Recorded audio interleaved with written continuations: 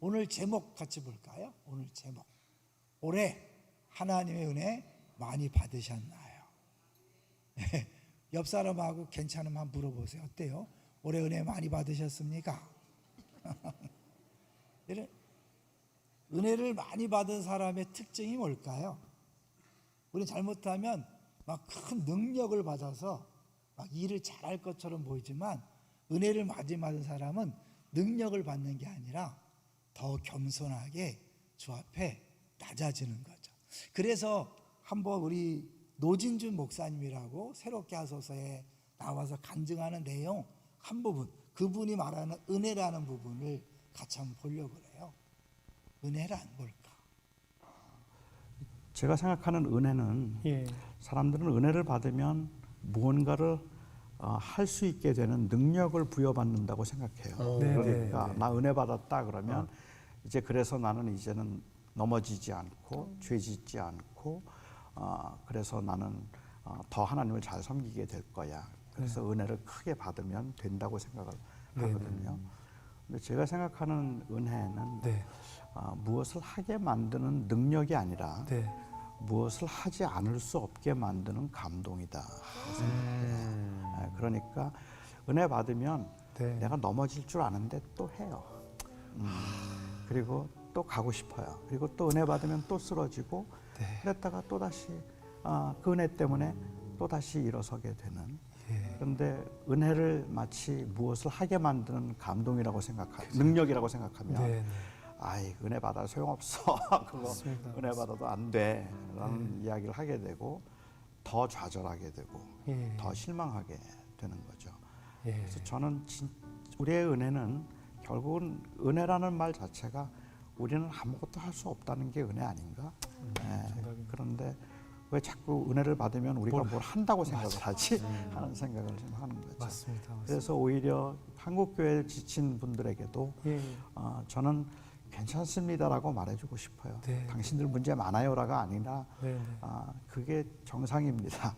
세상에서 살자면 뭐 그게 얼마나 힘들겠습니까? 괜찮습니다. 그런데 잊지 말고 그냥 우리가 또 일어섭시다 하는 이야기를 좀 하고 싶은 거죠.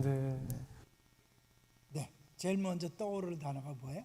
은혜는 능력이 아니다. 그 잘못하면 은혜 받았다 그러면 그 만능맨이 된 줄 알잖아요. 그런데 은혜는 능력이 아니고 뭐라 그랬어요?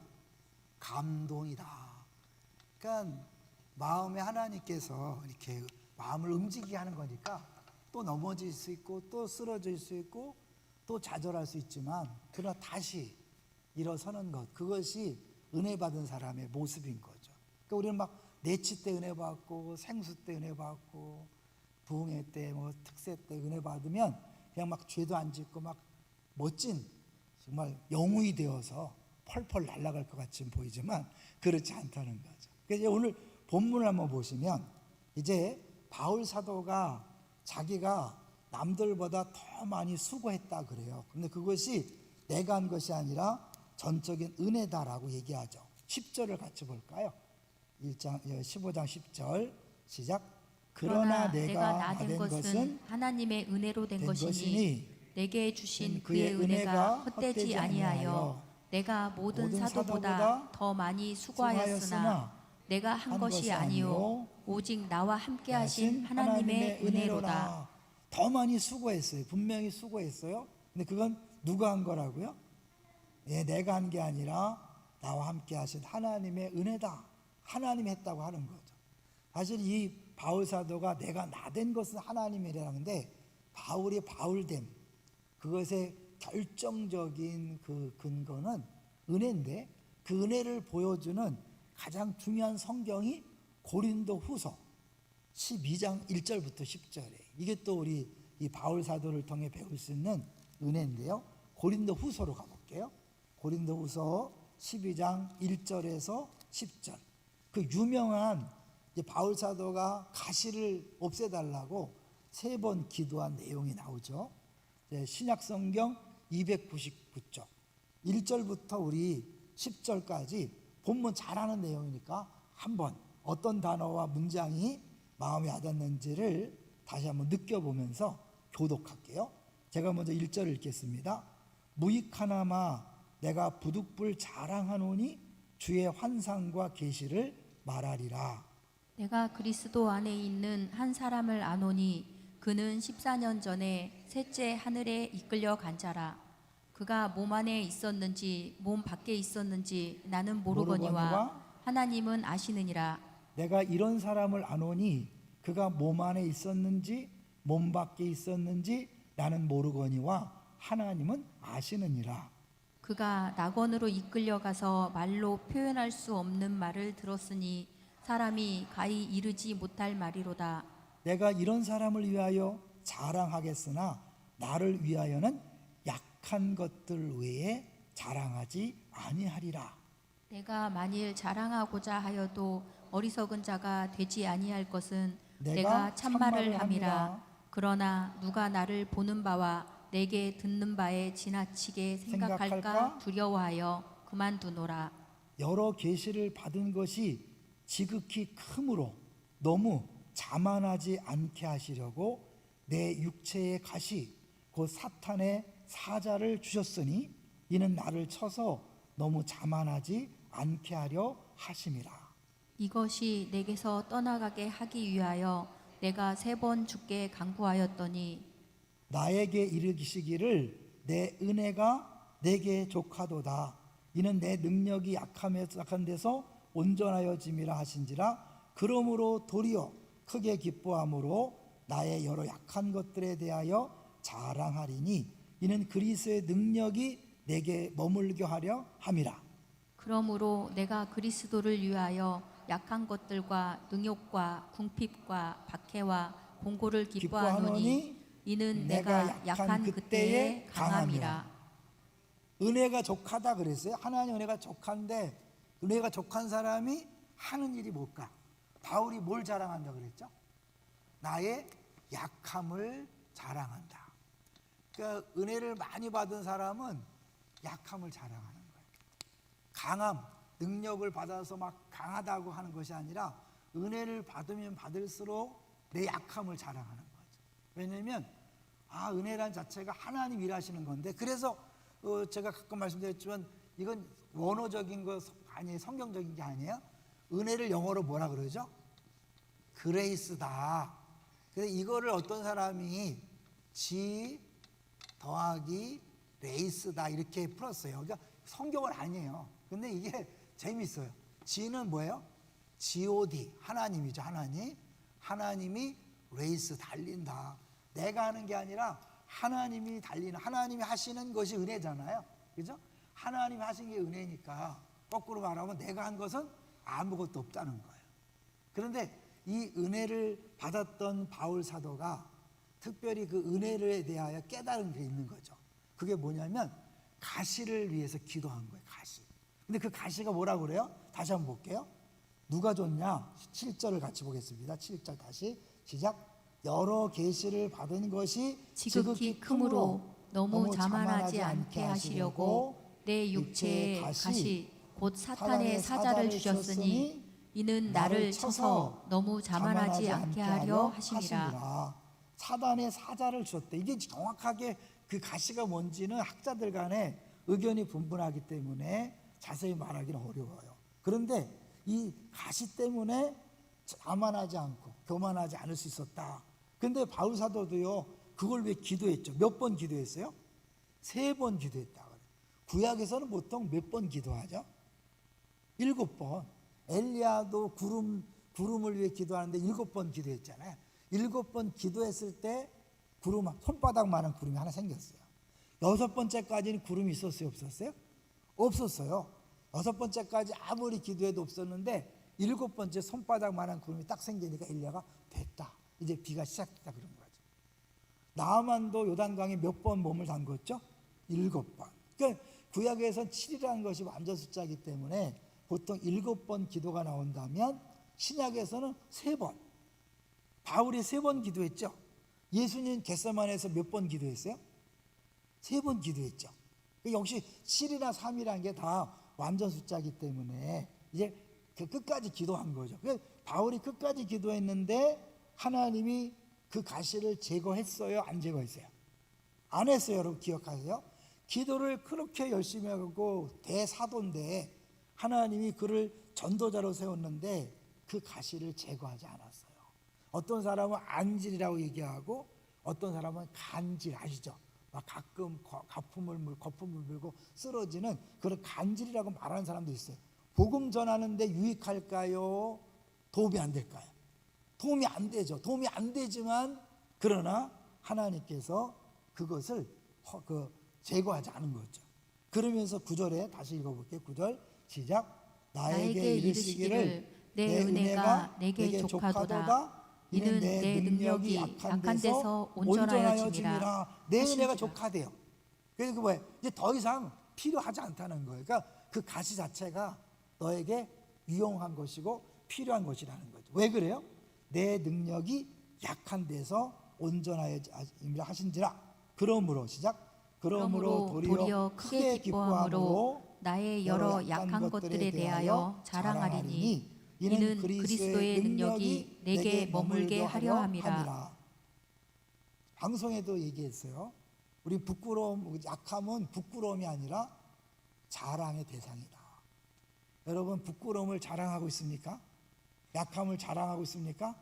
아직 만약에 약한 것 때문에 부끄러워하고 열등감을 느낀다면 은혜를 아직 경험하지 못한 거예요. 은혜를 경험하면 도리어 약함을 부끄러워하지 않고 자랑할 수 있는 거죠. 왜요? 은혜는 하나님이 일하시는 건데 내가 약할 때 하나님이 더 놀랍게 일하시는 걸 경험했기 때문에 약함을 부끄러워하는 게 아니라 자랑하는 거예요. 주님이 그 약함을 통해서 일하시니까. 자, 이제 여기서요. 이제 우리가 이 자랑한다는 것에 대해서 한번 무슨 의미인가를 한번 잠깐 볼 텐데요. 우리 시편을 같이 볼 거예요. 시편 20편 7절. 성매 하경삼에서 외우는 말씀인데 시편 20편 7절. 갑자기 성경을 많이 찾게 해서 죄송해요. 근데 우리 수요일 정도는 이 정도는 찾아도 괜찮다고 해요. 시편 20편 7절. 뭐 우리 오간사님이 바로 찾았네. 20편 7절. 자, 여기서요. 어떤 단어와 어떤 단어가 대비되고 있는가를 보시면 좋아요. 자, 20장 7절을 읽습니다. 시작. 어떤 사람은 병거, 어떤 사람은 말을 의지하나 우리는 여호와 우리 하나님의 이름을 자랑하리로다. 무슨 단어와 무슨 단어가 대비가 돼요? 병거, 말, 그리고 하나님 이름이죠. 근데 그 다음이 중요해요. 어떤 사람은 병거, 어떤 사람은 말을 뭐하나? 의지하나 우리는 여호와 하나님의 우리 하나님의 이름을 자랑하리로다. 의지라는 단어와 자랑이라는 단어가 다르다는 거죠. 같다는 거죠. 같다는 거죠. 그게 왜? 누구는 의지하지만 우리도 의지한다 이렇게 하지 않고 자랑한다는 건 뭐냐면 요 의지라는 말과 자랑과 같다는 거예요. 그러니까 결국 내가 돈을 의지하고 자식을 의지한다는 건 뭐예요? 다른 말로 자식 자랑하고 돈 자랑하는 사람은 그게 하나님이고 신이라는 거예요. 우리 구약에서 에스겔 볼 때 이스라엘 백성들이 뭘 자랑했어요? 예루살렘을 자랑했죠. 이 예루살렘은 하나님의 도성이요. 하나님께서 우리를 보호하시는 가마다, 천의 요새다라고 자랑했잖아요. 근데 하나님 그 아무것도 아니라 그랬죠. 그러니까 우리가 나도 모르게 자랑하는 게 하나님보다 더 의지하고 있는 거예요. 이런 입만 열면 자기도 모르게 자기 얘기를 하는 거 있잖아요. 그죠? 그 이상민이는 뭘 자랑하죠? 룰라를 자랑하는데 내가 룰라 때 빚을 자랑한다고요? 여기 보면 뭐 돌싱 포유 그러니까 뭐 보면 또 맨날 룰라를 자랑한다고 그 김창옥 씨 나와서 하는데 정말 재밌게 하더라고 진짜.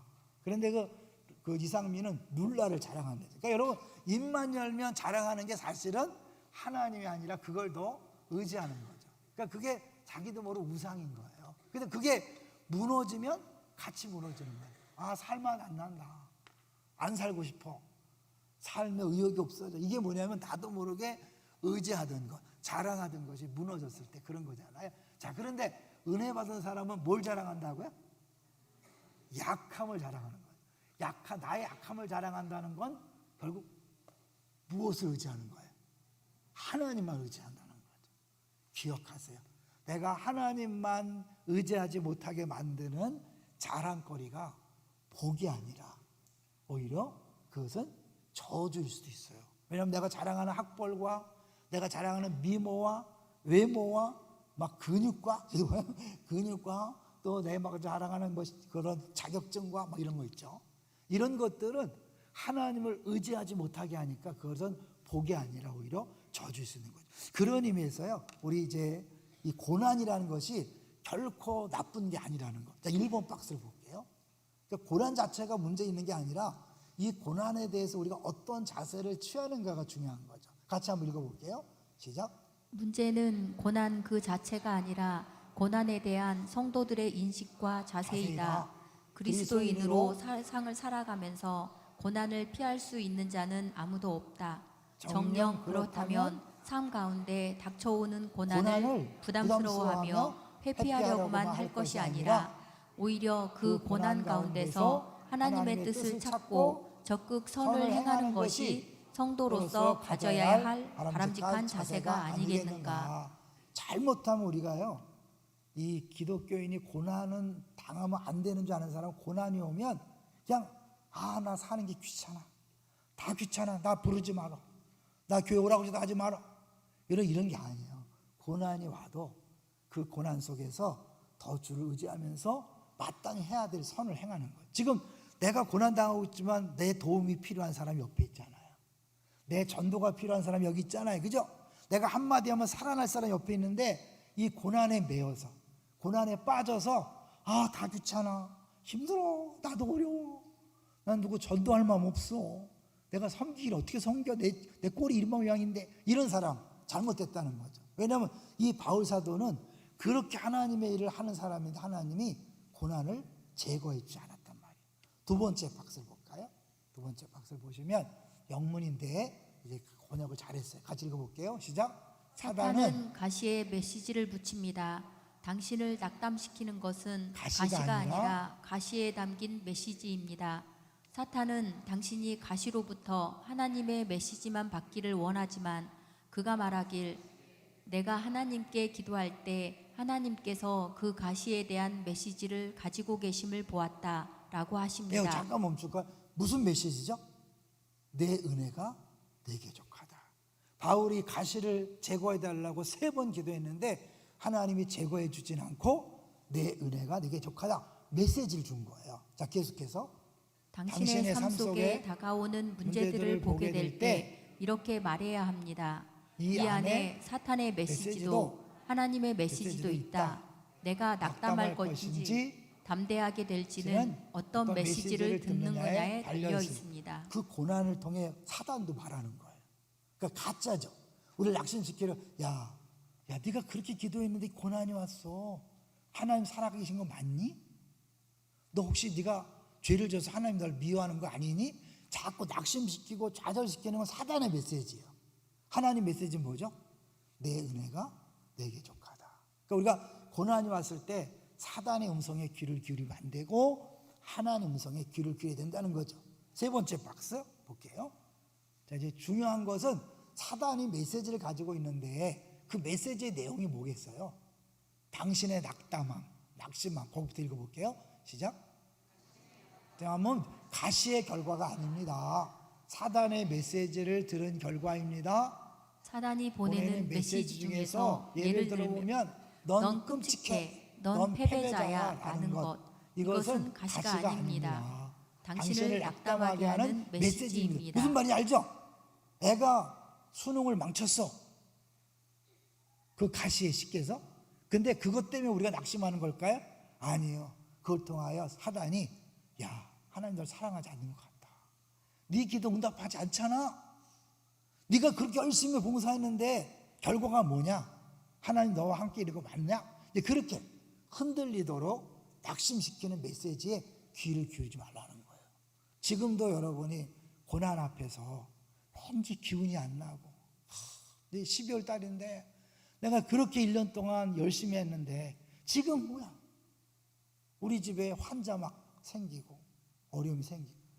참 기가 막힌 것은요, 이해할 수 없는 일이 벌어지는 건 오늘 들었는데 우리 같이 생수의 강에서 섬기는 박영석 목사님이라고 있어요. TL 하시는 분인데 갑자기 오늘 돌아가신 거예요. 젊어요. 무지 젊어요. 그런데 이제 막 1박 2일로 연말 당회를 했대요. 조그만 교회인데 막 1박 2일까지 연말 당회를 해갖고 그게 좀 힘들다고 하더라고. 그런데 이제 갑자기 독감이 온 것 같아갖고 교회에서 이제 혼자 잠을 잔다고 옮기지 않으려고. 그런데 이제 나중에 보니까 나오지 않아서 사모님 가봤더니 호출했다고. 그 메시지를 전해주면서 우리 김창구 목사님이 너무너무 힘들어 하더라고. 그러니까 우리는 사실 이 고난이 왜 오는지 이유가 뭔지 그거는 잘 몰라요. 근데 분명한 것은 이 사단은 그걸 통해서 자꾸 이렇게 우리를 낙심시키지만 하나님은 그 고난을 통해서 분명히 우리에게 주는 메시지가 있다. 이제 그거를 바울이 보여주고 있는 거죠. 자, 그래서 이제 그 다음 박스를 보여주시면 4번을 보여주시면 하나님 특별한 메시지인데 시작. 바울이 말하고 있는 것은 당신의 삶에 찾아온 가시가 무엇이든 간에 거기에는 하나님으로부터 오는 특별한 메시지가 있다는 사실입니다. 그러나 당신이 낙담할 것인가 강해질 것인가를 결정하는 근거는 당신이 사탄의 메시지를 듣느냐 아니면 하나님의 메시지를 듣느냐에 달려 있습니다. 제가 우리 사부 예배 때 잠깐 소개했는데요. 새롭게 하소서를 듣는데 아프리카에서 선교를 하고 7년 동안 너무너무 고생을 한 거예요. 그 1년 동안 쉬려고 뉴질랜드에 가려고 다 비자도 받아놓고 다 했는데 하나님이 야, 너 뜨거운 나라에서 선교했으니까 이제 추운 나라가 선교라. 그래갖고 알래스카를 가라 그랬대요. 그래갖고 이제 그 하나님 말씀에 이제 하는데 이 남자 선교사님은 못 들은 척했대요. 아내한테 얘기 안 했다는 거예요. 근데 그 사모님이 얘기하더래. 여보, 하나님이 이렇게 음성을 들려줬는데 어떠냐. 근데 막 전율이 자기한테는 2번 말했는데 모른 척하고 있었는데 사모님한테 얘기해서 가야 되겠다 그래서 그 뉴질랜드 모든 비자를 포기하고 알래스카를 갔대요. 근데 이제 알래스카에 방충망인데 워낙 추우니까 문을 안 열었는데 손님이 와서 그날만 문을 열어서 방충망인데 꼬마 애기 둘이서 그걸 이렇게 찌르면서 놀다가 그게 떨어진 거예요. 떨어져서 애들 둘이서 그걸 매달려 있는 거예요. 그래갖고 그냥 밑에 있다가 이 선교사님이 막 달려갔는데 하나아이는 건졌는데 하나아이는 애기니까 버티지 못하고 떨어져 죽었다는 거예요. 기도가 안 나오더래요. 작은 교회에 가서 이제 앉아 있는데 기도가 안 나왔다는 거예요. 거기서 이제 하나님이 이제 특별한 음성을 통해서 참 회복된 이야기를 하시는데 그러면서 지금 이제 한국에 와서 엄청난 그런 사역을 하시더라고요. 그걸 들으면서도 참 하나님은 왜 그렇게 하시는지 이해 안 되고 해석 안 되는지 너무나 많아요. 그러니까 우리 여기 앉아 있는 분들 중에서도 말은 안 하지만 하나님 정말 이건 아니잖아요 라고 항변하고 싶은 게 있어요, 없어요? 있죠. 정도의 차이가 있지만 다 있죠. 그럼 예외 없이 우리에게는 이 고난이 있게 마련이에요.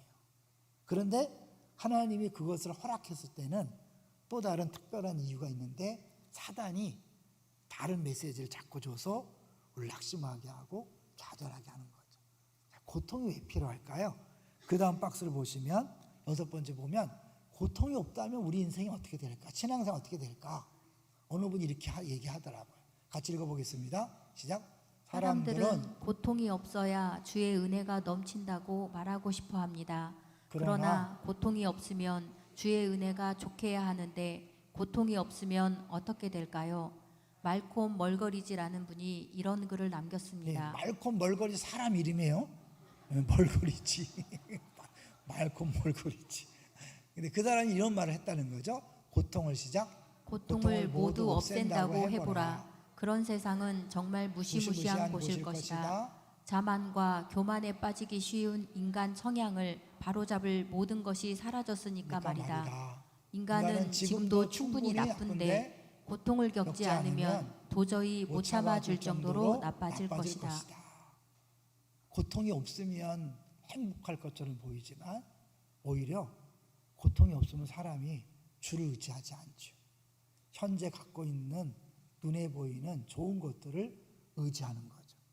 그러는 사이에 나도 모르게 그런 그 녹슨 가마처럼 예루살렘을 의지하게 되고, 하나님은 우리를 사랑하시니까 그걸 두고 볼 수 없어서 경고하고 또 경고하고 또 경고하다가 결국은 손을 대시는 거죠. 이게 손을 대면 사람들은 그 전에 경고의 말씀을 듣지 않고 어떻게 우리 집에 이럴 수 있습니까? 나에게 이럴 수 있습니까? 특별한 경우가 아니면, 아까 같은 그런 알래스카 선교사님 이런 분 아니면 사실 하나님이 경고의 말씀을 줘요. 여러분, 지금도 하나님께서 너 그만둬라라고 경고의 메시지 듣는 사람 있죠? 옆 사람 한번 슬쩍 보세요. 지금 하나님 계속해서 설교 때마다, 찬양 때마다, 기도 때마다 너 그거 빨리 손 떼라고 하는데, 에이 괜찮겠지 괜찮겠지 하고 무시하면서 가는 거 위험합니다. 사람은 자기 스스로 할 수 없기 때문에 하나님이 손댈 때가 있는 거죠. 이제 빨리 오늘 말씀을 들었으니까 결단하고 하는데, 내 힘으로 안 돼요. 내 힘으로 안 될 때, 그때가 하나님의 때. 그런 노래 있죠? 기도하는 거예요. 사실 우리가 내가 주여 은혜를 주셔서 그냥 죄도 안 짓고 그냥 악한 습관도 끊고 그런 거 아니에요. 그래서 철저하게 내 부족을 인정하고 내 약함을 주 앞에 고백했을 때 하나님 은혜로 끊어지는 거예요. 은혜로 해결되는 거예요. 믿습니까? 그러니까 여러분, 내가 40일 기도해서 해결됐다, 이건 사실은 간증이 아니에요. 40일 기도해서 된 게 아니라 40일 동안 철저하게 주 앞에 낮아졌기 때문에 하나님께서 응답하신 거예요. 다른 사람 40일 하라고 하면 안 돼요. 다 다른 거예요. 더 낮아지고 낮아졌을 때 하나님이 겸손한 자에게 은혜를 주는 거잖아요. 이제 마지막 7번째 박스를 볼 거예요. 7번째 박스. 자, 이제 바울이 왜 약함을 자랑했는가? 그걸 갈 거예요. 시작. 비밀을 발견하면 그것을 자랑하려 합니다. 바울은 자신의 약함을 자랑합니다. 바울은 자신의 약함이 부끄러운 것이 아니라 나의 나됨을 만들어가는 자랑거리라고 생각했습니다. 약함이 아니었다면 나의 나됨이 없다는 것을 깨달았기 때문입니다. 그러므로 바울은 자신의 약함을 자랑했습니다. 다시 이제 오늘 본문 가볼까요? 고린도전서 15장 본문을 가보시면, 15장에 보시면 이제 나의 나된 것이잖아요. 결국 바울의 바울됨은 고난 때문일까요? 평안 때문일까요? 고난 때문이죠. 그가 그 가시를 통해서 하나님께서 자기를 정말 사도답게 만들어 가시는 것을 느낀 거죠.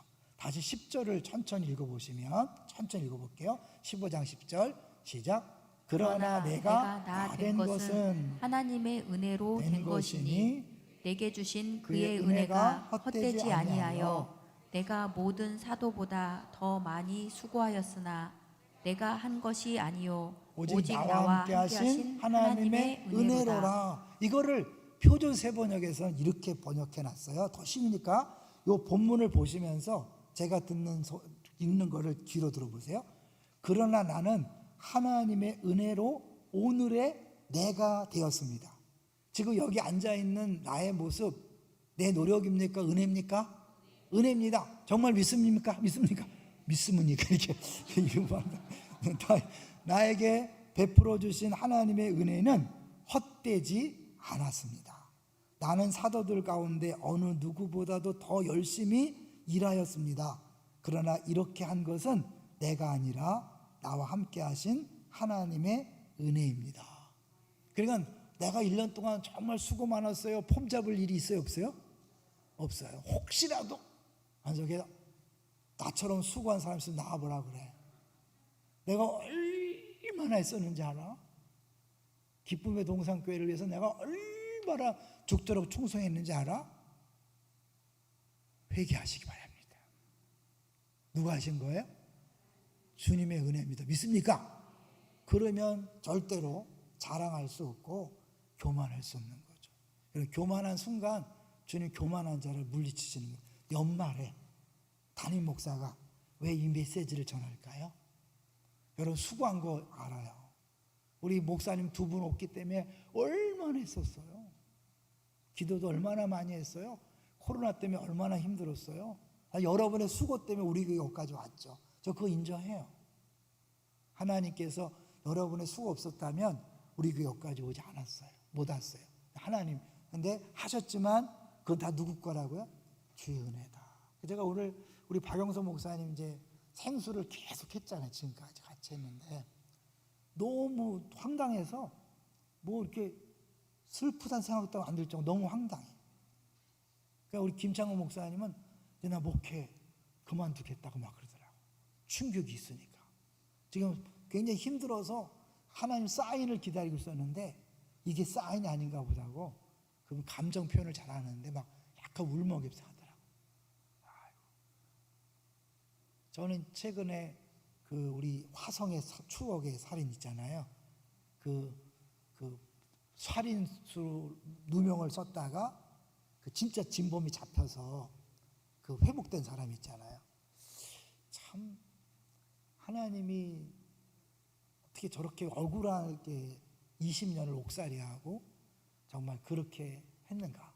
그러면서도 또 갑자기 그 범인이 자백을 해가고 그래서 1년간의 재판을 통해서 무죄 선언을 받는 걸 보면서 참 뭐한가.